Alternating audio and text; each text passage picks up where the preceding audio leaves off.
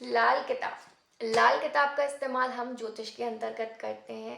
ज्योतिष में लाल किताब का क्या उपयोग है, इसके अंदर क्या क्या चीज़ें दे रखी हैं, आज के इस वीडियो में इसी बारे में डिस्कस करने वाली हूँ।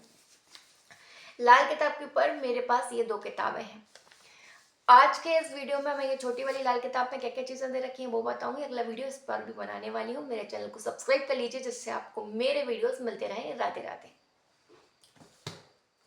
ये वाली जो किताब है लाल किताब छोटी वाली, इसमें क्या क्या चीजें दे रखी है। सबसे पहले हमें ये समझना होगा जो ग्रह हैं वो कितने हैं, 9 ग्रह हैं। हफ्ते में 7 दिन होते हैं, हर दिन के लिए एक ग्रह है। ठीक है, जैसे संडे के लिए सूर्य है, मंडे के लिए चंद्र है, ट्यूसडे के लिए मंगल है, ऐसे करके सूर्य, फिर दूसरा क्या आ गया चंद्र, फिर तीसरा क्या आ गया मंगल, फिर चौथा कौन सा हो गया बुध, फिर पांचवा कौन सा गुरु, फिर छठवा कौन सा शुक्र, फिर सातवां कौन सा शनि। ठीक है, शनि। फिर इसके बाद ये 7 ग्रह हो गए और राहु एंड केतु। तो ये हमारे पूरे 9 ग्रह हो जाते हैं। हफ्ते के 7 दिन के लिए 7 ग्रह, सूर्य से लेकर शनि तक, और राहु एंड केतु। ये ऐसे करके हमारे पास 9 ग्रह हो गए। जो हमारी कुंडली होती है उसमें 12 घर होते हैं।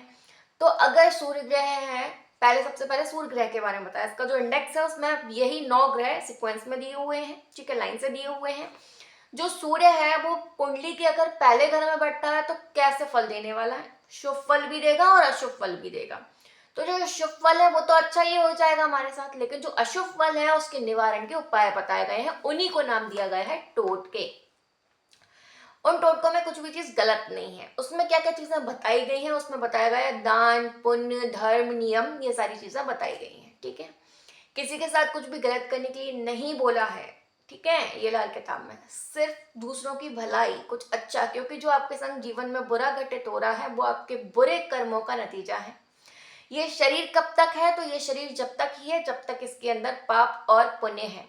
शिव पुराण के अंतर्गत ये बात आती है। ये शरीर कब तक है, जब तक आपके अंतर्गत पाप और पुण्य विराजत है। पाप क्या है, जो बुरे कर्म, जो आपने बुरे कर्म करे हैं उसके लिए आपको जो फल मिलने वाला है। पुण्य क्या है, जो अच्छे कर्म, जो आपने अच्छे कर्म किए उसके लिए आपको पुण्य मिलने वाला है, जो आपके संग अच्छा होने वाला है। तो पाप और पुण्य को अगर हम छोटी सी डेफिनेशन में समझें, जब हम इन हाथों का इस्तेमाल करके किसी को कुछ देते हैं तो वो पुण्य करना होता है, और जब हम इन्हीं हाथों का इस्तेमाल करके किसी से कुछ छीनते हैं तो वो पाप होता है। हाथों की शोभा महंगे महंगे कंगन पहनने में नहीं होती, दान करने में होती है। चाणक्य नीति में ये बात आती है।